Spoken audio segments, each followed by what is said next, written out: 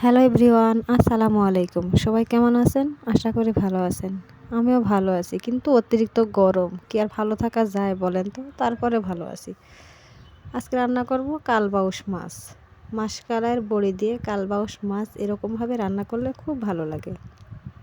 আমার হাজব্যান্ড খুব পছন্দ করে, সেজন্য আমি অল্প মশলা দিয়ে এই মাছ এরকমভাবে রান্না করতেছি। অবশ্যই ভিডিওটি দেখবেন এবং লাইক কমেন্ট করতে ভুলবেন না। ইউটিউবে সাবস্ক্রাইব এবং ফেসবুক পেজে অবশ্যই ফলো দিবেন।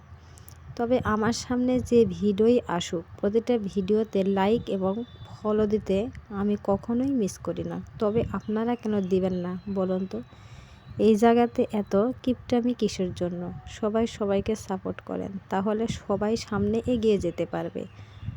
আমিও আশা করেছি, আপনিও করেছেন, আরও 5 জন করেছে। আমরা চাই আল্লাহ তাআলা যেন সবার আশায় পূর্ণ করে দেন।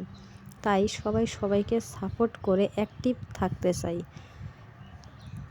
আমি যেহেতু ছোট, আমি তো আপনাদের কাছে চাইতেই পারি। আপনারা যেহেতু বড়, তাই দয়া করে হিয়ালিপনা না করে অবশ্যই ফেসবুক পেজে ফলো লাইক কমেন্ট করতে ভুলবেন না।